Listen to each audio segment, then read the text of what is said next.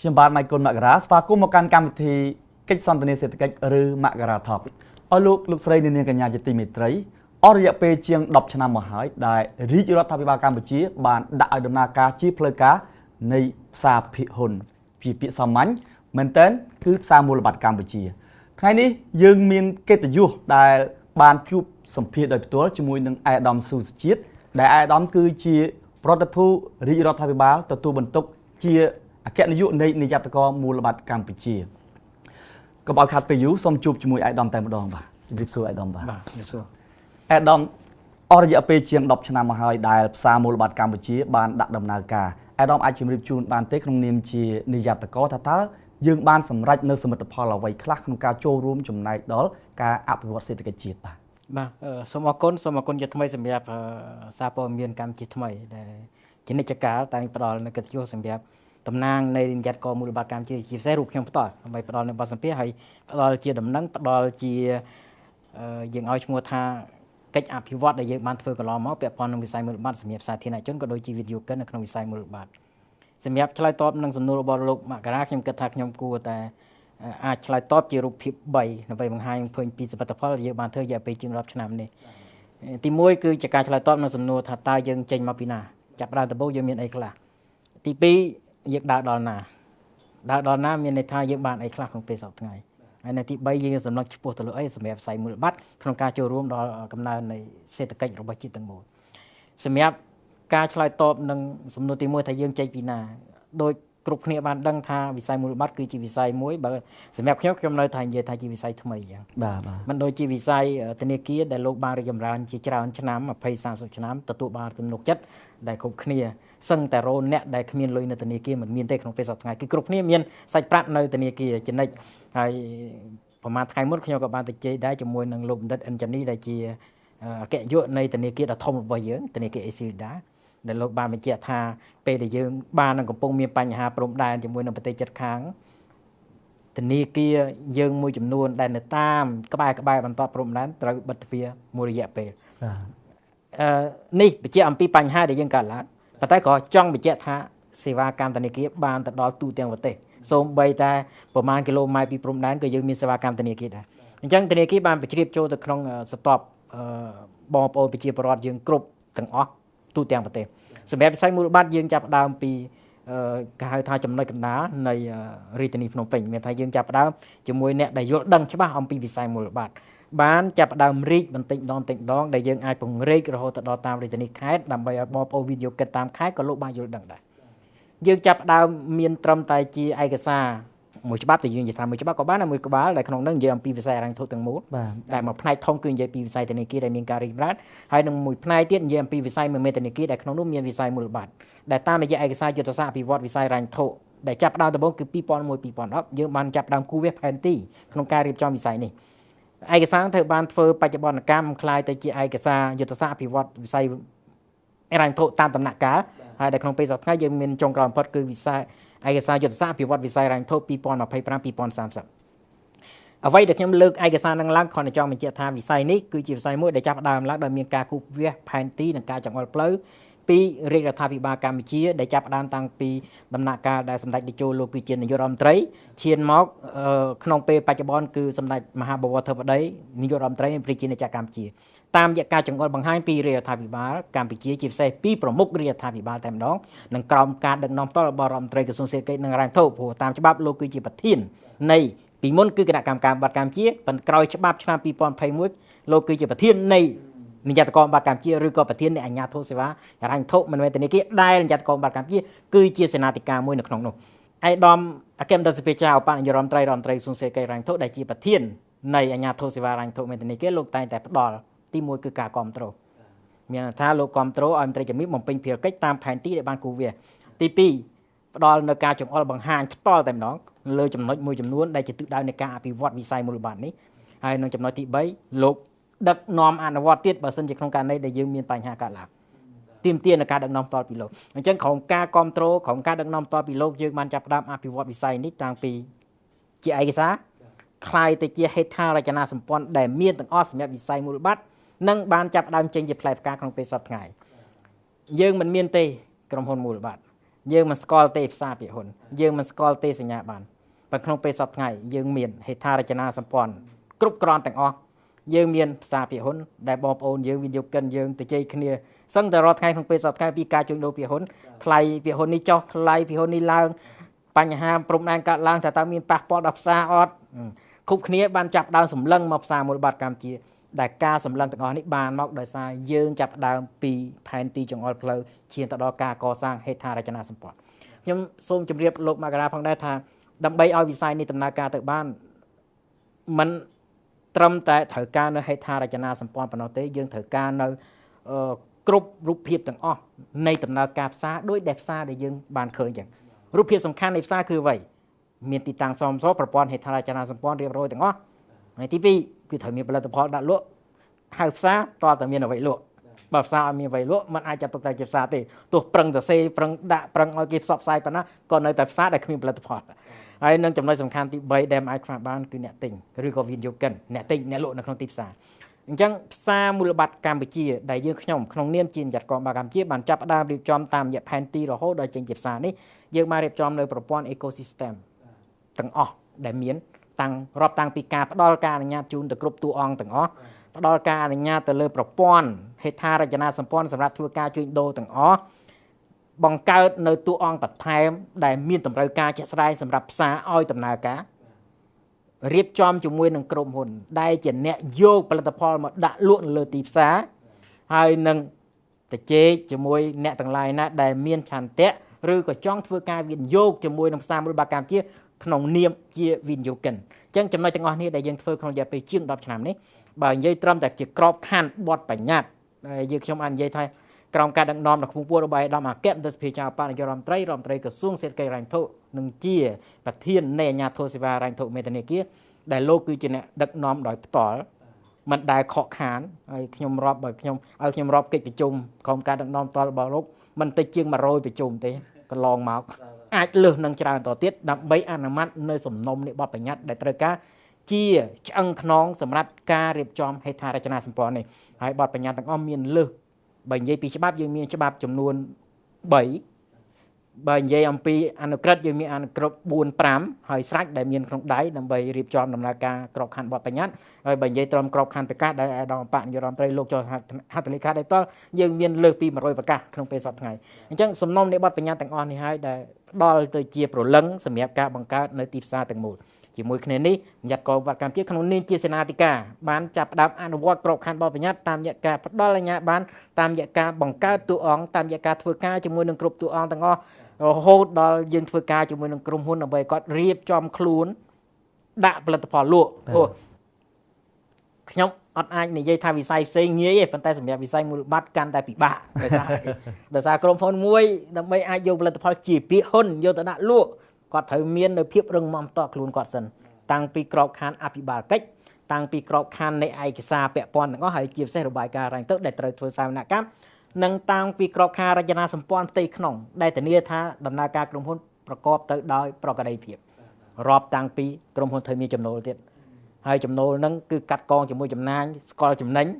តលទៅសល់ចំណេញបានយើងខ្ញុំអនុញ្ញាតឲ្យគាត់មានបញ្ជាក់ថាគាត់មានភាពរឹងមាំអាចដាក់លក់ពីហ៊ុនទៅលើទីផ្សារអញ្ចឹងទ្រាំតែរៀបចំនេះជាមួយនឹងក្រុមហ៊ុនបានគឺយើងចំណាយពេលច្រើនមែនទែនទ្រាំតែបានមួយផលិតផលអញ្ចឹងជាសរុបឡើងវិញតាមរយៈការងាររបស់យើងខ្ញុំដែលខ្ញុំមានផលិតផលផ្នែកពីហ៊ុនសម្រាប់ដាក់លក់លើទីផ្សារមានផលិតផលផ្នែកសញ្ញាប័ណ្ណដែលជាប្រភេទប័ណ្ណបំណុលដាក់លក់លើទីផ្សារសរុបចូលគ្នាតាមរយៈកិច្ចការងារទាំងអស់នេះសាច់ប្រាក់បើយើងនិយាយពីសាច់ប្រាក់តែម្ដងយើងអត់និយាយពីសមិទ្ធផលជាក់ស្ដែងផ្សេងទៀតទេយើងនិយាយតែសាច់ប្រាក់ដែលមាននៅក្នុងទីផ្សារហើយបាញ់ចូលទៅក្នុងចរន្តសេដ្ឋកិច្ចដើម្បីឲ្យដំណើរការសេដ្ឋកិច្ចយើងមានជិត$600 លានហើយ$600 លានមិនជា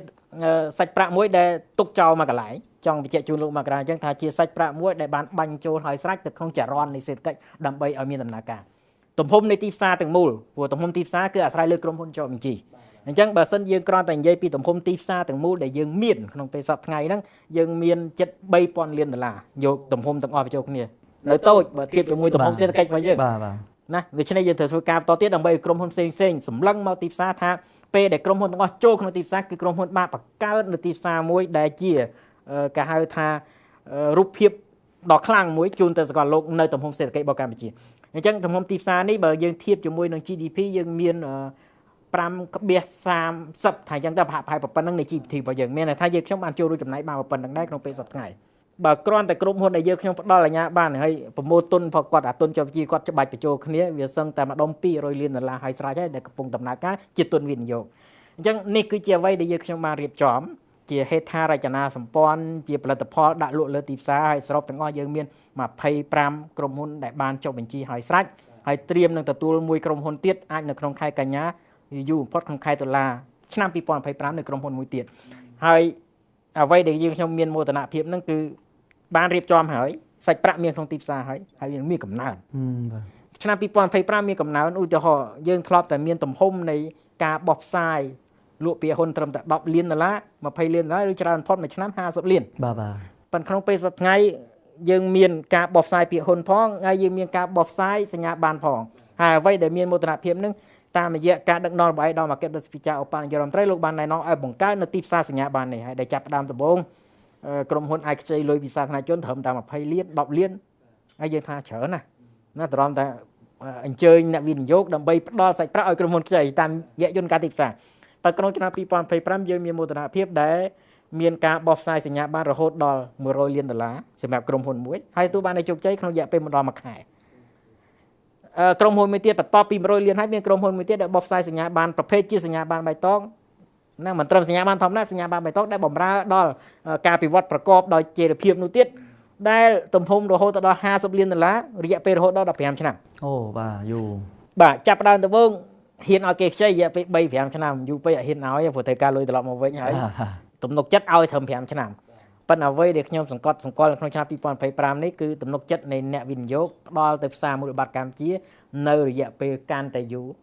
ដែលពីមុនយូរបំផុត5 ឆ្នាំឥឡូវយើងអាចរីករហូតដល់15 ឆ្នាំបាទវិនិយោគជាមួយក្រុមហ៊ុននៅក្នុងឆ្នាំនេះប៉ុន្តែរងចាំរហូតដល់15 ឆ្នាំក្រោយបានយកលុយថវិកាត្រឡប់មកវិញអញ្ចឹងមានថាវិនិយោគិនចាប់ផ្ដើមផ្ដល់នៅទំនុកចិត្តកាន់តែធំជូនទៅដល់ផ្សារដែលនេះហើយអ្វីដែលខ្ញុំចង់បញ្ជាក់ថាយើងបានបង្កើត ecosystem យើងបានបង្កើតប្រព័ន្ធទូអង្គទាំងអស់ក្នុងទីផ្សារយើងបានបង្កើតនៅទូអង្គផ្សេងដែលពាក់ព័ន្ធដែលជាសេចក្តីត្រូវការនៃទីផ្សារហើយយើងបានបង្កើតនៅទំនុកចិត្តមកលើទីផ្សារដែលទំនុកចិត្តនេះឈានបន្តិចដងទៅលើទំនុកចិត្តមួយដ៏ធំធេងហើយតែក្នុងពេលសប្តាហ៍ថ្ងៃយើងទទួលស្គាល់ថារយៈពេល15 ឆ្នាំគឺរយៈពេលមួយដែលយូរហើយក្នុងនេះនិយោគិនគឺបានផ្ដល់ទំនុកចិត្តទាំងស្រុងហើយមកលើទីផ្សារនេះខ្ញុំនិយាយអំពីសមិទ្ធផលដែលយើងឃើញជាក់ស្ដែងនៅក្នុងប្រទេសប៉ុន្តែនាយកកងបាត់កម្ពុជាមិនធ្វើតែការងារប៉ុណ្្នឹងទេព្រោះវិស័យនេះគឺជាវិស័យសកលវិស័យនេះគឺជាវិស័យដែលត្រូវការតំណែងតំណងវិស័យនេះត្រូវធ្វើសមាហរណកម្មទៅក្នុងវិស័យមូលបត្រជាសកលដែលគ្រប់ប្រទេសទាំងអស់គេមានរួចហើយបាទអញ្ចឹងហើយនាយកកងបាត់កម្ពុជាបានចាប់ផ្ដើមធ្វើដំណើរជាមួយនឹងគ្រប់នាយកកងពាក់ព័ន្ធជាពិសេសក្នុងអាស៊ានយើងបានក្លាយទៅជាសមាជិកមួយនៃវេទិកាមូលធនអាស៊ានហើយដែលរូបខ្ញុំផ្ទាល់ក្រោមការអនុញ្ញាតរបស់ឯកឧត្តមអគ្គរដ្ឋាភិបាលខ្ញុំតែងតែទៅប្រជុំដើម្បីធ្វើការឆ្លើយឆ្លងធ្វើការពិភាក្សាធ្វើការដោះដូរព័ត៌មាននិងរៀនសូត្ររវាងគ្នាទៅវិញទៅមកក៏ដូចជាពិនិត្យសម្រេចក្នុងក្របខ័ណ្ឌអាស៊ានទាំងមូលសម្រាប់វិស័យមូលបត្រនៅក្នុងវេទិកាមូលធនអាស៊ាននេះហើយលើសពីនេះទៀតយើងធ្លាប់ជាប្រធាននៃវេទិកានេះនៅក្នុងឆ្នាំ2022យើងបានបញ្ជ្រាបខ្លួនត្រឹមតែជាសមាជិកទៅជែកធ្វើការជាមួយគេរយៈពេលម្ដុំ10 ឆ្នាំប៉ុន្តែ10 ឆ្នាំក្រោយយើងបានធ្វើជាប្រធាននៃវេទិកាមូលធនអាស៊ានឈានមកជំហានទៀតក្នុងពេលសប្តាហ៍ថ្ងៃនេះនៅក្នុងឆ្នាំ2025និងឆ្នាំ2026ខាងមុខ2 ឆ្នាំនេះយើងខ្ញុំក៏ទទួលបាននៅការស្នើសុំពីលេខាធិការដ្ឋានអាស៊ានដើម្បីដឹកនាំដែលយើងឲ្យឈ្មោះថាគណៈកម្មាធិការនៃអាស៊ាននៃការងាររបស់អាស៊ានតែម្ដងផ្នែកទីផ្សារមូលធននេះផងដែរហើយដែលគណៈកម្មាធិការអាស៊ាននេះគឺត្រូវដឹកនាំឡើងដោយប្រទេស2រួមគ្នាអញ្ចឹងក្នុងពេលសប្តាហ៍ថ្ងៃយើងមានកិត្តិយសជាប្រធានរួមគ្នាជាមួយនឹងខាងផ្នែកនាយកកមូលបត្រនៃប្រទេសសិង្ហបុរីអញ្ចឹងក្នុងពេលនេះមានថាយើងបានធ្វើការជាមួយគេស្មើគេហើយយើងអាចរៀនសូត្រពីគេទៀតព្រោះទីផ្សារនៃប្រទេសសិង្ហបុរីគឺជាទីផ្សារចំណាស់ជាងយើងរីកចម្រើនជាងយើងហើយអញ្ចឹងមានរឿងច្រើនដែលយើងអាចរៀនសូត្រតាមរូបភាពនេះអញ្ចឹងជាតំណែងតំណងសកលមួយដែលយើងចាប់ផ្ដើមដំណើរការពីក្របខ័ណ្ឌអាស៊ានហើយឈានទៅដល់តំណែងតំណងជាសកលដោយសារយើងក៏ជាសមាជិកសមាការីនៃសមាគមនាយកកមូលបត្រសកលលោកផងដែរអញ្ចឹងនេះគឺជាអ្វីដែលយើងខ្ញុំបានធ្វើប៉ុន្តែមិនមែនគ្រាន់តែត្រឹមតែកម្រិតនៃការប្រជុំទេយើងមានជាឯកសារជាក់ស្ដែងតាមរយៈការចុះអនុសាសន៍នៃការយោគយល់គ្នា រវាងនាយកតកមួយបាត់កម្ពុជាជាមួយនឹងនាយកតកពាក់ព័ន្ធនៅក្នុងអាស៊ានជា multilateral MOU ក៏ដូចជា bilateral MOU ហើយយើងតែតែមានកិច្ចប្រជុំទ្វេភាគីជាមួយនាយកតកពាក់ព័ន្ធក្នុងអាស៊ានឧទាហរណ៍ជាក់ស្ដែងឆ្នាំ2025យើងខ្ញុំទទួលធ្វើជាម្ចាស់ផ្ទះនៃកិច្ចប្រជុំ bilateral ជាមួយនឹងគណៈកម្មការមូលបត្រនៃប្រទេសឡាវផងដែរហើយឈានមួយជំហានទៀតប្រហែលជាចុងឆ្នាំនេះក៏យើងនៅមាននៅអនុសារណៈមួយទៀតជាមួយនឹងខាងហ្វីលីពីនអញ្ចឹងក្នុងពេលសប្តាហ៍ថ្ងៃស្ទើរតែគ្រប់ប្រទេសក្នុងអាស៊ានមានទាំងផ្នែក multilateral MOU ក៏ដូចជា bilateral MOU បាទនេះគឺជាសក្ខីភាពថាកិច្ចខិតខំប្រឹងប្រែងដែលយើងខ្ញុំបានធ្វើតាំងពីយើងមិនមានអីសោះជាចំណុចផ្ដើមយើងដើរដល់ចំណុចមួយដែលយើងមានទីផ្សារមួយមានហេដ្ឋារចនាសម្ព័ន្ធគ្រប់គ្រាន់មានផលិតផលរងចាំតែក្រុមហ៊ុនត្រូវការសាច់ប្រាក់អាចចូលក្នុងទីផ្សារមកគ្រប់ពេលហើយដែលសាច់ប្រាក់អត់មានកំណត់ទេពីមុនយើងគិតថាសាច់ប្រាក់ទូចបើឥឡូវ100លានអត់បញ្ហាក្នុងទីផ្សារទូយកបានហើយឈានទៅដល់ការលើសនឹងទៀតដែលខ្ញុំអាចរំពឹងថានៅក្នុងឆ្នាំ2026យើងអាចឈានលើស100លានសម្រាប់ក្រុមហ៊ុនមួយដូចជាក្រុមហ៊ុន Snaitech ដែលលោកបោះផ្សាយ50លាននៅក្នុងឆ្នាំ2025ផ្នែកសញ្ញាបត្របៃតងបានបង្កើតបានបង្ហាញជើងជូនយើងខ្ញុំនៅចំណាប់អារម្មណ៍មួយថានឹងធ្វើការបោះផ្សាយសញ្ញាបត្របៃតងម្ដងទៀតផ្នែកចេរភាពនៅក្នុងឆ្នាំ2021ដែលមានទំហំរហូតដល់160លានដុល្លារចឹងនេះហើយគឺជាអ្វីដែលចង់បញ្ជាក់ថាយើងបានដើរដល់ចំណុចមួយដែលជាមោទនៈដែរសម្រាប់អ្វីដែលយើងបានធ្វើហើយឈានឆ្ពោះទៅរកទិសដៅមួយក្នុងរយៈពេល10ឆ្នាំទៅមុខដែលខ្ញុំបានអនុម័តទទួលបាននៅការអនុម័តដល់គង់ពោះពីសំណាក់ក្រុមប្រឹក្សានៃអាជ្ញាធរសេវាហិរញ្ញវត្ថុមេធានាគារនៅ Master Plan ឬក៏យើងឲ្យឈ្មោះថាហៅម្យ៉ាងទៀតថាជាបាទឯកសារយុទ្ធសាស្ត្រអភិវឌ្ឍវិស័យមូលបត្រផ្ទាល់តែម្ដងដែលពីមុនយើងជ្រកក្រោមវិស័យហិរញ្ញវត្ថុជារួមប៉ុន្តែក្នុងពេលសប្តាហ៍ថ្ងៃយើងមានឯកសារមួយដែលឯករាជ្យសម្រាប់តែវិស័យមូលបត្រដែលយើងឲ្យឈ្មោះសារយុទ្ធសាស្ត្រអភិវឌ្ឍវិស័យមូលបត្ររយៈពេល10ឆ្នាំ2025-2035បាទដែលក្នុងយុទ្ធសាស្ត្រហ្នឹងយើងបានដាក់នៅចក្ខុវិស័យច្បាស់លាស់ថាយើងចង់បាននៅទីផ្សារមួយដែលមានភាពជាវិជ្ជាជីវៈប្រែคล้ายគ្រប់គ្នាឲ្យទៅជាអ្នកដែលមានវិជ្ជាជីវៈផ្នែកមូលបត្រនៅក្នុងទីផ្សារក្រុមហ៊ុនត្រូវមានស្តង់ដារអ្នកវិនិយោគត្រូវមានវិជ្ជាជីវៈអ្នករកទទួលទានក្រុមហ៊ុនទាំងអស់ជាតួអង្គត្រូវមានវិជ្ជាជីវៈផ្នែកមួយអញ្ចឹងជាទីផ្សារមួយដែលប្រកបដោយវិជ្ជាជីវៈភាពនិងជាទីផ្សារមួយដែលមាននៅផលិតផលសម្បូរបែបសម្រាប់ជាទីចាប់អារម្មណ៍នៃវិនិយោគិនជាតិនិងអន្តរជាតិអញ្ចឹងនេះគឺជាដំណើរដែលយើងដើរទៅប៉ុន្តែมันអាចកាត់ផ្ដាច់បានពីការចូលរួមពីគ្រប់តួអង្គទាំងអស់បាទហើយជាសក្ខីភាពថ្ងៃនេះគឺការចូលរួមពីវិស័យសារព័ត៌មានបាទអាដាមពិតជាមើលទៅមានវឌ្ឍនភាពគួរឲ្យកត់សម្គាល់ផងដែរក្នុងរយៈពេលជាង10ឆ្នាំមកនេះឃើញថា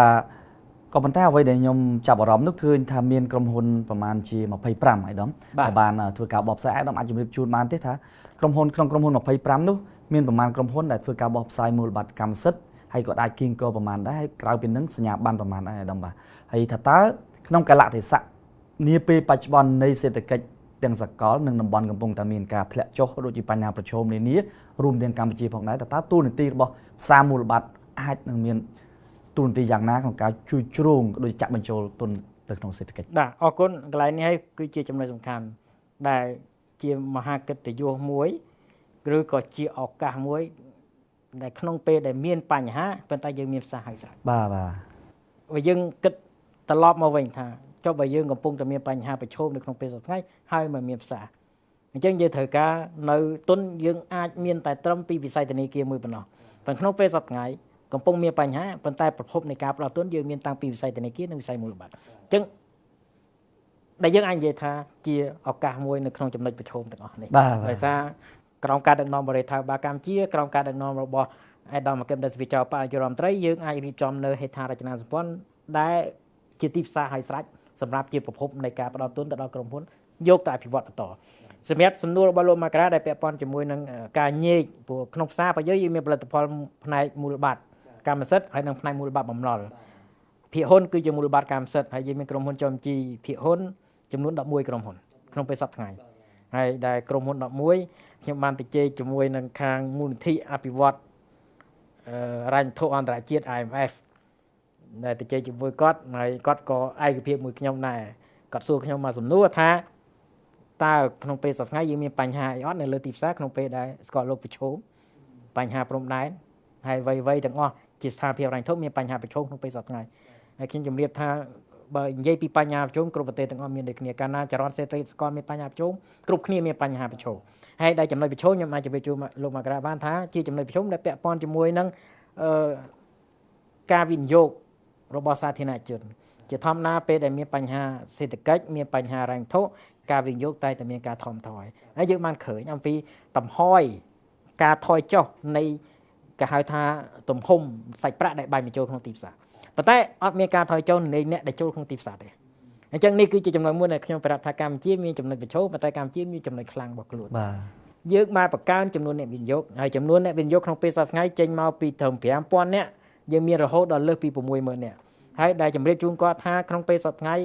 រយៈពេលមួយថ្ងៃ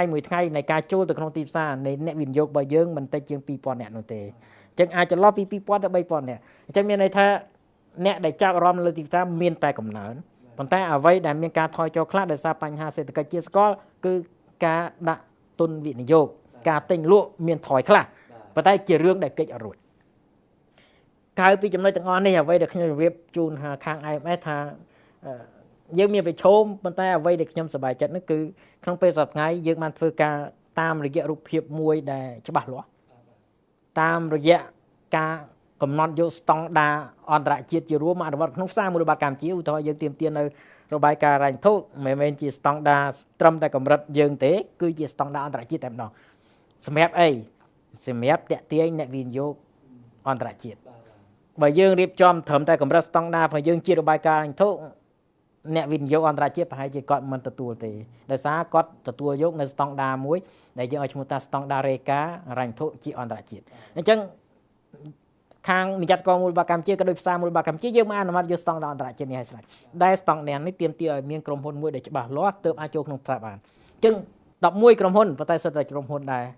ដែលយើងខ្ញុំគិតថាมันងាយទៅណានិយាយជាភាសាសាមញ្ញឬក៏មួយទៀតគឺជាក្រុមហ៊ុនដែលមាននៅសក្តានុពលខ្លាំងហើយដែលទោះបីជាស្ថិតនៅក្នុងចំណុចប្រឈមយ៉ាងណាក៏ក្រុមហ៊ុននេះនៅមាននៅសក្តានុពលនៃការអភិវឌ្ឍបន្តដែរដែលមិននាំទៅដល់បញ្ហាទៅដល់ផ្សារមូលបត្រកម្ពុជានេះគឺជាចំណុចខ្លាំងរបស់យើងចំណុចមួយទៀតពាក់ព័ន្ធជាមួយនឹងការងារនៃការអភិវឌ្ឍទីផ្សារនេះគឺយើងបានអភិវឌ្ឍផលិតផលបំពេញថែមដោយសារយើងមិនសម្លឹងឈ្មោះតែផ្នែកភាគហ៊ុនទេអញ្ចឹងយើងមានសញ្ញាបត្រហើយដែលសញ្ញាបត្រនេះចាប់ផ្ដើមមានកំណើនក្នុងពេលដែលរញ្ញធុសកលថយការបោះផ្សាយលក់មូលបត្រកម្មសិទ្ធិជាទូទៅតែងតែមានការថយចុះហើយនឹងមានការរងចាំរហូតដល់សេដ្ឋកិច្ចសកលឬក៏សេដ្ឋកិច្ចមានចំណុចល្អត្រឡប់មកវិញប៉ុន្តែទីផ្សារសញ្ញាបត្រមានការកើនឡើងអញ្ចឹងយើងមានផលិតផលហើយស្រេចដែលជាផលិតផលទាំងពីរមុខធំនៅក្នុងផ្សារមូលបត្រកម្ពុជាហេតុដូច្នេះហើយទោះបីមានការធ្លាក់ចុះផ្នែកមូលបត្រកម្មសិទ្ធិខ្លះប៉ុន្តែផ្នែកមូលបត្របំណុលមានការកើនឡើងដូចខ្ញុំបានជម្រាបជូនអំបញ្ញមិញការកើនឡើងទី1យើងមានក្រុមហ៊ុនចុះបញ្ជីលក់មូលបត្របំណុលរហូតដល់14ក្រុមហ៊ុនចាប់ផ្ដើមក្រោយមូលបត្រកម្មសិទ្ធិប៉ុន្តែកើនលើសការបោះផ្សាយលក់មូលបត្រកម្មសិទ្ធិចាប់ផ្ដើមក្រោយមូលបត្រកម្មសិទ្ធិប៉ុន្តែទំហំនៃការបោះផ្សាយមិនត្រឹមចំនួនទំហំនៃការបោះផ្សាយកើនលើសរហូតដល់មួយក្រុមហ៊ុនអាចប្រមូលសាច់ប្រាក់តាមសញ្ញាបត្រឬក៏មូលបត្រកំណុលរហូតដល់$100 លានអាចសម្លឹងឈ្មោះនៅឆ្នាំក្រោយលើស$100 លានទៀតរយៈពេលចាប់ពី5ឆ្នាំនៃការចាប់ផ្ដើមដំបូង3ទៅ5ឆ្នាំរយៈពេលរហូតដល់15ឆ្នាំហើយដែលខ្ញុំបានសង្ឃឹមហើយនឹងជឿជាក់ថាយើងនឹងអាចរុញរហូតដល់20ឆ្នាំអញ្ចឹងនេះគឺជាអ្វីដែលខ្ញុំបានជម្រាបជូនទៅខាង IMF ដែលលោកមកពិនិត្យសុខភាពរបស់កម្ពុជាហើយជាមួយគ្នានេះដោយសារវិស័យយើងទទួលបាននៅការរីកចម្រើនជាបន្តបន្ទាប់យើងក៏ជាផ្នែកមួយនៃការពិនិត្យសុខភាពជាមួយនឹងដៃគូរបស់យើងគឺមូលនិធិរ៉ាញ់ធុអន្តរជាតិ IMF នឹងផងដែរអញ្ចឹងខ្ញុំជម្រាបជូនគាត់ឲ្យលោកក៏ឯកភាពដែរដោយសារជាទូលេខជាក់ស្ដែងក្នុងទីផ្សារចំនួនក្រុមហ៊ុនដែលចូលបញ្ជីមូលបត្រកម្មសិទ្ធិគឺជាក្រុមហ៊ុនដែលធំមានសក្តានុពលនៃការរីកចម្រើនអាចធន់និយាយប្រើពាក្យអញ្ចឹងអាចធន់នឹងភាពប្រឈមនៃបញ្ហាសេដ្ឋកិច្ចជាសកលក្នុងពេលសប្តាហ៍ថ្ងៃអាចធន់ជាមួយនឹងបញ្ហាដែលកំពុងនឹងកើតឡើងដូច្នេះយើងឈានលើស្រទាប់មួយដែលមានភាពរឹងមាំតាមរយៈហេដ្ឋារចនាសម្ព័ន្ធផលិតផលដែលយើងមានក្នុងទីផ្សារហើយយើងនឹងសម្លឹងឆ្ពោះទៅរកចំណុចល្អផ្សេងទៀតដែលយើងបានដាក់ឲ្យស្រេចជាផែនការសកម្មភាពនៅក្នុងយុទ្ធសាស្ត្រអភិវឌ្ឍវិស័យមូលបត្ររយៈពេល10ឆ្នាំរបស់យើងបាទអារម្មណ៍អាចបញ្ជាក់បន្តិចពាក់ព័ន្ធនឹងផែនការយុទ្ធសាស្ត្ររយៈពេល10ឆ្នាំនេះតើនឹងដើរតួនាទីសំខាន់យ៉ាងណាសម្រាប់ការអភិវឌ្ឍវិស័យមូលបត្ររបស់យើងឲ្យឈានទៅដល់មួយកម្រិតទៀតដោយអាដាមមានប្រសាសន៍ថាឥឡូវនេះការបោះផ្សាយសញ្ញាបត្រ មាន100លានឆ្នាំក្រោយអាចថា160លានតើផែនការយុទ្ធសាស្ត្រនេះនឹងជួយជ្រោមជ្រែងយ៉ាងណាទៀតបាទអរគុណណាស់ហើយដូចខ្ញុំបានជម្រាបជូនយ៉ាងថាផែនការយុទ្ធសាស្ត្រគឺជាឯកសារចង្អុលផ្លូវដែលមិនអាចខ្វះបានយើងមិនអាចធ្វើការងារមួយដែលគ្មានផែនទីនោះទេបើមិនជាគ្មានផែនទីយើងអាចនឹងដើរខុសផ្លូវឬក៏យើងអាចត្រឹមតែកម្រិតមួយដែលមិនអាចឈានឆ្ពោះទៅរកកម្រិតមួយដែលខ្ពស់ជាងដូច្នេះហើយយើងចាប់ផ្ដើមដោយមានផែនទីចង្អុលផ្លូវឲ្យស្រេចប៉ុន្តែគ្រាន់តែជាផែនទីមួយដែលជាគោលចម្បងចូលរួមជាមួយនឹងវិស័យហិរញ្ញវត្ថុជារួមឆ្នាំ2025នេះយើងបានហែកចេញពីផែនទីរួមមកជាផែនទីមួយដែលច្បាស់កំណត់ជំហានដើរម៉ត់ចត់ហើយនឹងស្របទៅតាមនិវេនវត្តជាលក្ខណៈអន្តរជាតិហើយនឹងជាពិសេស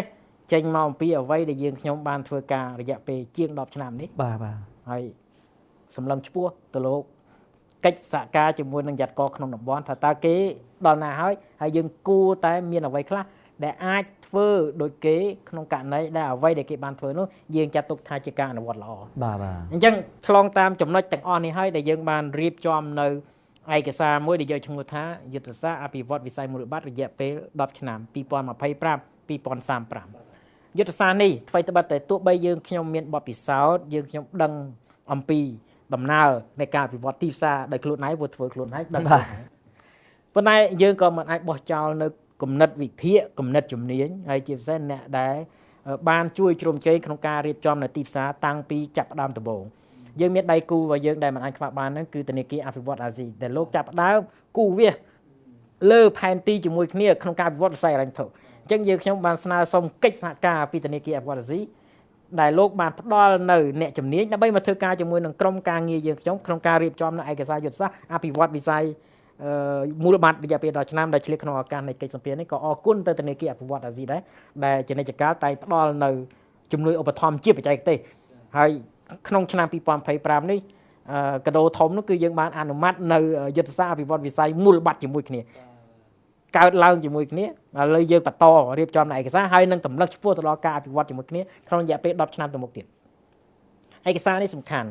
ពួកបានប្រាប់ផ្លូវសម្រាប់យើងខ្ញុំថាតើត្រូវធ្វើដូចម្ដេចសម្រាប់រយៈពេល10ឆ្នាំក្នុងការរុញច្រានការអភិវឌ្ឍវិស័យមូលបត្រនេះដែលអាចទៅជាដៃគូដ៏សំខាន់មួយសម្រាប់វិស័យធនាគារគ្រប់គ្រងគ្នាទៅវិញទៅមកព្រោះជំរាបថាវិស័យមូលបត្រមិនមែនបង្កើតដើម្បីធ្វើគេហៅថាការប្រកួតប្រជែងជាមួយវិស័យធនាគារទេជាវិស័យមួយដែលបង្កើតឡើងដើម្បីគ្រប់គ្រងវិស័យធនាគារចំណុចទី1យើងប្រើប្រាស់នៅឆ្អឹងខ្នងក្នុងវិស័យធនាគារទាំងស្រុងបាទសាច់ប្រាក់ដែលប្រមូលពីទីផ្សារទោះបីប្រមូលពីផ្សារមូលបត្រកម្ពុជាតែត្រូវនៅក្នុងគណនីក្នុងប្រព័ន្ធធនាគារប្រើប្រាស់ហេដ្ឋារចនាសម្ព័ន្ធក្នុងប្រព័ន្ធធនាគារទាំងស្រុងដើម្បីយកមកធ្វើការជួញដូរក្នុងទីផ្សារក្រុមហ៊ុនធ្វើការជួញដូរត្រូវតែតភ្ជាប់ជាមួយនឹងប្រព័ន្ធធនាគារមានន័យថាជួញដូរចំណេញសាច់ប្រាក់ត្រូវដកតាមប្រព័ន្ធធនាគារជួញដូរខាតសាច់ប្រាក់នៅសល់ក៏ត្រូវដកតាមប្រព័ន្ធធនាគារខាងផ្សារមូលបត្រកម្ពុជាយើងរក្សាទុកតែផ្នែកមូលបត្រប៉ុណ្ណោះយើងអត់រក្សាទុកសាច់ប្រាក់ទេផ្សារផ្សេងទៀតដែលយើងខ្ញុំបង្កើតឡើងក៏ត្រូវប្រើប្រាស់ឆ្អឹងខ្នងវិស័យធនាគារដែរអញ្ចឹងហើយវិស័យមូលបត្រគឺជាវិស័យមួយដែលរីកកាន់តែធំខ្លាយជាដៃគូកាន់តែល្អសម្រាប់វិស័យធនាគារត្រឡប់មកវិញលើសំណួររបស់លោកមករាពាក់ព័ន្ធជាមួយនឹងអ្វីខ្លះដែលយើងបានកំណត់នៅក្នុងឯកសាររបស់យើងសម្រាប់ការឈានឆ្ពោះទៅរកការអភិវឌ្ឍរយៈពេល10ឆ្នាំទៅមុខបាទខ្ញុំអាចលើកខ្លីៗសម្រាប់ឯកសារណាឯកសារកម្រាស់88ទំព័រខ្ញុំចាំមិនខុស88ទំព័រជាភាសាខ្មែរណា88ទំព័រដែលកំណត់តាំងពីជំហាននៃការដើរសកម្មភាពជាក់ស្ដែងដែលត្រូវអនុវត្តតាមឆ្នាំហើយហែកចេញមកជា3ដំណាក់កាលធំៗសម្រាប់អនុវត្តដែលយើងឲ្យឈ្មោះថាដំណាក់កាលខ្លីរយៈពេល2ឆ្នាំដំណាក់កាលមធ្យមរយៈពេល5ឆ្នាំនិងដំណាក់កាលវែងរយៈពេល10ឆ្នាំនៅលើគ្រប់សកម្មភាពទាំងអស់យើងផ្ដោតទៅលើគោលការណ៍គ្រឹះធំ3ដែលខ្ញុំឲ្យឈ្មោះថាគោលការណ៍គ្រឹះជាយុទ្ធសាស្ត្រ3ធំជាឆ្អឹងដែលជួយឲ្យខ្លួនប្រាណអាចដើរទៅមុខគោលការណ៍គ្រឹះទី1គឺយើងអត់ត្រូវទាត់ចោលនៅអ្វីដែលយើងបានអនុវត្តកន្លងមកដែលខ្ញុំឲ្យឈ្មោះថាជាការពង្រឹងទៅលើអ្វីដែលយើងបានធ្វើច្រើនហើយយើងមានសមិទ្ធផលច្រើនហើយប៉ុន្តែអ្វីយើងចង់បានច្រើនជាងគេនៅក្នុងផ្នែកពង្រឹងហ្នឹងគឺការជំរុញឲ្យក្រុមហ៊ុនចូលរួមកាន់តែច្រើនបាទក្នុងពេលសប្តាហ៍ថ្ងៃយើងមានជិត$3,000 លានជាទំហំទីផ្សារ$2.75 ពាន់លានទំហំនឹងតូចណាស់បើធៀបមួយទំហំសេដ្ឋកិច្ចកម្ពុជា អញ្ចឹងហើយទូនាទីរបស់យើងខ្ញុំនឹងធ្វើការជាមួយក្រុមហ៊ុនបន្តទៀតដើម្បីក្រុមហ៊ុនប្រើប្រាស់វិស័យមូលបត្រប្រើប្រាស់ផ្សារមូលបត្រដើម្បីជាច្រកមួយបំពេញបន្ថែមទៅលើវិស័យធនាគារក្នុងការរកនៅប្រភពទុនក្នុងការអភិវឌ្ឍពេលដែលក្រុមហ៊ុនមួយអភិវឌ្ឍវាល្អសម្រាប់សេដ្ឋកិច្ចវាល្អសម្រាប់អ្នកវិនិយោគហើយវាល្អសម្រាប់អ្នករកស៊ីខ្លួនឯងនៅក្នុងក្រុមហ៊ុនហ្នឹងអញ្ចឹងល្អទាំងអស់គ្នាអញ្ចឹងហេតុអ្វីបានយើងមិនជួយណែនាំឲ្យក្រុមហ៊ុនរកប្រភពទុនឲ្យបានច្រើនក្នុងពេលសប្តាហ៍ថ្ងៃក្រៅពីវិស័យមូលបត្រក៏មានវិស័យធនាគារប៉ុន្តែបើវិស័យមូលបត្រនេះកាន់តែរីកចម្រើនធ្វើឲ្យក្រុមហ៊ុនងាយស្រួលក្នុងការប្រមូលសាច់ប្រាក់ដើម្បីអភិវឌ្ឍបន្តនេះគឺជាចំណុចដែលយើងត្រូវពង្រឹងដើម្បីជំរុញឲ្យក្រុមហ៊ុនធ្វើការបោះផ្សាយយើងត្រូវសម្រួលរបស់គាត់តាមពីផ្ដល់ជា incentive ស្នើសុំរដ្ឋាភិបាលក្នុងការជួយគ្រប់គ្រងដើម្បីឲ្យក្រុមហ៊ុនអាចលើកទឹកចិត្តទទួលបានការលើកទឹកចិត្តហើយរុញច្រានខ្លួនរៀបចំខ្លួនប្រើប្រាស់យន្តការនៃវិស័យមូលបត្រពង្រីកសក្តានុពលដើម្បីកំណើនសេដ្ឋកិច្ចយើងសម្លឹងមើលទាំងអស់គ្នាថាក្នុងពេលសប្តាហ៍ថ្ងៃត្រឹមតែទំហំក្រុមហ៊ុន11គឺ 2.75 បាទចុះបើសិនជាយើងមានក្រុមហ៊ុន100ឬក៏1000ដូចជាប្រទេសជិតខាងក្នុងពេលសប្តាហ៍ថ្ងៃប្រទេសជិតខាងរបស់យើងមិនតិចជាងក្បែរ1000ទេក្រុមហ៊ុនដែលបានចុះបញ្ជីដែលនេះបង្កើតនៅទំហំទីផ្សារដ៏ធំមួយអញ្ចឹងអ្វីដែលយើងខ្ញុំត្រូវពង្រឹងដែលជាក្របខ័ណ្ឌយុទ្ធសាស្ត្ររៀបចំនៅផែនការសកម្មភាពយ៉ាងដូចម្ដេចដើម្បីជំរុញឲ្យក្រុមហ៊ុនតាក់ទាញក្រុមហ៊ុនធ្វើការចុះបញ្ជីឲ្យបានកាន់តែច្រើនប៉ុន្តែមិនមែនជាការតាក់ទាញឲ្យក្រុមហ៊ុនចុះបញ្ជីតាមអ្វីដែលអាចត្រូវតែធ្វើបានទេតាក់ទាញឲ្យក្រុមហ៊ុនចុះបញ្ជីតាមរូបភាពដែលគាត់ត្រូវរៀបចំខ្លួនឲ្យគ្រប់ស្តង់ដារដែលអ្នកវិនិយោគទាំងជាតិទាំងអន្តរជាតិទទួលយកត្រូវធ្វើពិពិធកម្មបន្ថែមទៀតនៅផលិតផលដែលក្រុមហ៊ុនអាចប្រមូលសាច់ប្រាក់កើតក្នុងពេលសប្តាហ៍ថ្ងៃក្រុមហ៊ុនអាចប្រមូលតាមយន្តការបោះផ្សាយពាក្យហ៊ុនក្រុមហ៊ុនអាចបោះផ្សាយមូលបត្របំណុលប៉ុន្តែយើងត្រូវគិតអំពីយន្តការផ្សេងទៀតនៅក្នុងវិស័យមូលបត្រដែលអនុញ្ញាតឲ្យក្រុមហ៊ុនធ្វើការបោះផ្សាយដែរឧទាហរណ៍នៅក្នុងពេលសប្តាហ៍ថ្ងៃយើងចាប់ផ្ដើមដែលត្រូវពង្រឹងខ្លាំងនោះគឺការបោះផ្សាយឯកតាមូលនិធិគាត់អត់យកពាក្យហ៊ុនទៅលក់ទេគាត់អត់ខ្ចីលុយទេប៉ុន្តែគាត់រៀបចំទៅជាកញ្ចប់នៃការវិនិយោគមួយដែលបំបែកទៅជាឯកតាមូលនិធិទូចដែលយើងអាចយកសាច់ប្រាក់ដាក់ចូលក្នុងកញ្ចប់ហ្នឹងហើយរួមគ្នាវិនិយោគជាមួយក្រុមហ៊ុនត្រូវបែងចែកនៅផលចំណេញតាមរយៈឯកតាមូលនិធិហ្នឹងអញ្ចឹងជាទីផ្សារនៃឯកតាមូលនិធិជាទីផ្សារនៃការជួញដូរដែលយើងឲ្យឈ្មោះថាភាសាអង់គ្លេសហៅថា fund ជាការជួញដូរ fund យើងចូលចិត្តប្រើពាក្យហ្នឹងអញ្ចឹងការបោះផ្សាយមូលនិធិឬក៏ការបោះផ្សាយ fund ក៏ជាការប្រមូលសាច់ប្រាក់ពីទីផ្សារជាក់ស្ដែងមួយដែលអនុញ្ញាតឲ្យក្រុមហ៊ុនអាចពង្រីកខ្លួនតាមយន្តការនេះបានផងដែរតែត្រូវមានការអនុញ្ញាតនិងត្រូវមានការរៀបចំដោយក្រុមហ៊ុនទទួលបានអាជ្ញាប័ណ្ណពីបញ្ញត្តិការមូលបត្រកម្ពុជានេះគឺជាអ្វីដែលយើងខ្ញុំសម្លឹងឈ្មោះដែរដែលយើងខ្ញុំប្រើពាក្យថាពិពិធកម្មផលិតផលដែលពិពិធកម្មផលិតផលនេះផ្ដល់ឱកាសឲ្យអ្នកវិនិយោគអាចវិនិយោគនៅផលិតផលថ្មីអាចជួញដូរលើផលិតផលថ្មីអនុញ្ញាតឲ្យក្រុមហ៊ុនអាចប្រើប្រាស់បើមិនរួចជាមួយពាក្យហ៊ុនអាចទៅរួចជាមួយនឹងមូលនិធិ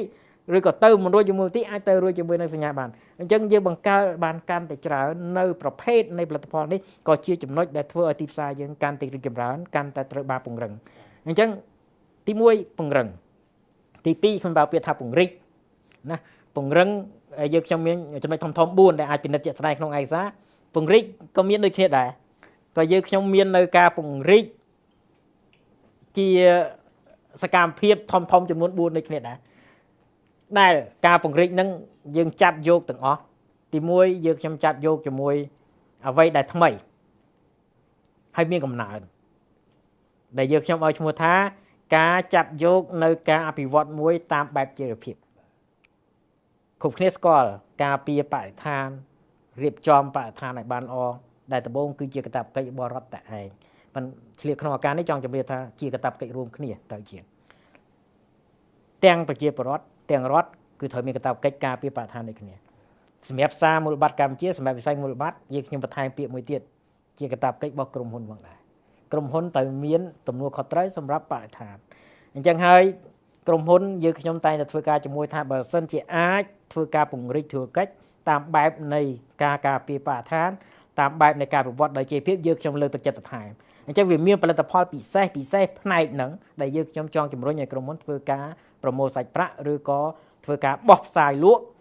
បានទាំងសាច់ប្រាក់បានទាំងកិច្ចការពារបរិស្ថានទៅជាមួយគ្នាផងដែរហើយជាទិសដៅសម្រាប់គ្រប់អ្នកវិនិយោគទាំងអស់ហើយនៅចំណុចទី2សំខាន់គឺ fintech បាទជាបច្ចេកវិទ្យាគ្រប់គ្នាដើរលើបច្ចេកវិទ្យាទាំងអស់ក្នុងពេលសប្តាហ៍ដំណើរឆ្ពោះទៅមុខគឺប្រើប្រាស់បច្ចេកវិទ្យាហិរញ្ញវត្ថុក៏ជាផ្នែកមួយដែលនាយកករមូលបត្រកម្ពុជាសម្លឹងដែរព្រោះយើងអាចចាប់យកបច្ចេកវិទ្យាធ្វើឲ្យយើងមានផលិតផលថ្មីយើងអាចចាប់យកបច្ចេកវិទ្យាធ្វើឲ្យយើងមានសេវាកម្មថ្មីយើងអាចចាប់យកបច្ចេកវិទ្យាធ្វើឲ្យមានសេវាកម្មលឿនយើងអាចចាប់យកបច្ចេកវិទ្យាធ្វើឲ្យក្រុមហ៊ុនប្រមូលសាច់ប្រាក់បានកាន់តែលឿនអភិវឌ្ឍបានកាន់តែលឿនអញ្ចឹងផ្នែកបច្ចេកវិទ្យានេះក៏ជាចំណុចស្នូលមួយដែលយើងខ្ញុំបានពិនិត្យនិងដាក់ចេញនៅសកម្មភាពក្នុងផែនការយុទ្ធសាស្ត្រអភិវឌ្ឍវិស័យមូលបត្ររយៈពេល10ឆ្នាំដែរបំពេញថែមលើចំណុចទាំងពីរហ្នឹងគឺការរៀបចំបទបញ្ញត្តិបន្ថែមការរៀបចំការត្រួតពិនិត្យបន្ថែមព្រោះយើងមិនអាចឲ្យទីផ្សារមួយដើរដោយខ្វះខាតនៃការត្រួតពិនិត្យនិងកិច្ចការពារអ្នកវិនិយោគនោះទេនេះគឺជាទូនទីស្នូលរបស់នាយកករកម្ពុជាអេដាមជាមួយនឹងវត្តមាននៃផែនការយុទ្ធសាស្ត្ររយៈពេល10ឆ្នាំនេះតើសម្រាប់ក្នុងនាមអេដាមដែលជាអាជ្ញាធរគ្រប់គ្រងលើវិស័យមូលបត្រកម្ពុជាតើអេដាមរំពឹងថាវិស័យនេះនឹងឈានដល់កម្រិតណាមួយទៀតថាតើយើងអាចកសាងនៅទំនុកចិត្តឲ្យវិនិយោគិនមកកាន់តែច្រើនលើវិស័យនេះដែរទេបាទខ្ញុំជឿលោកមករាព្រោះកាលណាយើងមានហេដ្ឋារចនាសម្ព័ន្ធមួយដែលច្បាស់លាស់ហើយរឹងមាំហ្នឹងគឺជាទំនុកចិត្តទី1បាទកាលណាយើងមាននៅផលិតផលមួយដែលគេអាចដាក់លក់ហើយគេប្រមូលសាច់ប្រាក់បានតាមយន្តការនៃផលិតផលហ្នឹងនេះគឺជាទំនុកចិត្តទី2បាទទី3សម្រាប់អ្នកវិនិយោគកាលណាគេទិញគេបានផលិតផលច្បាស់លាស់កាលណាគេលក់គេបានសាច់ប្រាក់ច្បាស់លាស់ហើយមានកិច្ចការពារនេះគឺជាទំនុកចិត្តទី3បាទឯកសារយុទ្ធសាស្ត្រគ្រាន់តែជាផែនទីដែលបង្ហាញផ្លូវការអនុវត្តជាក់ស្ដែងរបស់គ្រប់តួអង្គទាំងអស់រួមទាំងយត្តករមូលបត្រកម្ពុជានេះគឺជាអ្វីដែលទីផ្សារមួយនឹងដំណើរការទៅប្រកបដោយទំនុកចិត្តក្រៅពីការពង្រឹងដែលយើងខ្ញុំបានជម្រាបជូនហើយនឹងការពង្រីកបន្ថែមទៅលើទីផ្សារដែលយើងខ្ញុំបានជម្រាបជូនក្នុងយុទ្ធសាស្ត្រយើងខ្ញុំក៏មាននៅផែនការសកម្មភាពដែលយើងឲ្យឈ្មោះថាការគ្រប់គ្រងដែលការគ្រប់គ្រងនេះយើងផ្ដោតសំខាន់ទាំងការបង្កើតសមត្ថភាពមន្ត្រីជំនាញនេះក៏ជាទំនុកចិត្តសម្រាប់អ្នកវិនិយោគដែរការបង្កើនសមត្ថភាពនិងស្តង់ដារសម្រាប់ក្រុមហ៊ុននេះក៏ជាទំនុកចិត្តដែរក៏ដូចជាការរៀបចំនៅហេដ្ឋារចនាសម្ព័ន្ធផ្សេងៗដែលយើងអាចចាប់យកបច្ចេកវិទ្យាយើងអាចចាប់យកនៅផ្នែកការវិវត្តប្រកបដោយចីរភាពដើម្បីជំរុញទីផ្សារទាំងអស់នេះខ្ញុំគិតថាជាអ្វីដែលយើងបានកំណត់ហើយស្រេចនៅក្នុងផែនការយើងហើយគ្រប់ចំណុចទាំងអស់បើអ្នកវិនិយោគអាចពិនិត្យលម្អិតជាមួយពួកយើងខ្ញុំគិតថាអ្នកវិនិយោគនឹងបង្កើននៅទំនុកចិត្តកាន់តែខ្លាំងសម្រាប់អ្វីដែលយើងខ្ញុំបានធ្វើនៅក្នុងវិស័យមូលបត្រប៉ុន្តែដើម្បីទំនុកចិត្តគ្រប់តួអង្គទាំងអស់គ្រប់អ្នកពាក់ព័ន្ធទាំងអស់ជាពិសេសតួនាទីដ៏សំខាន់នៃវិស័យព័ត៌មាន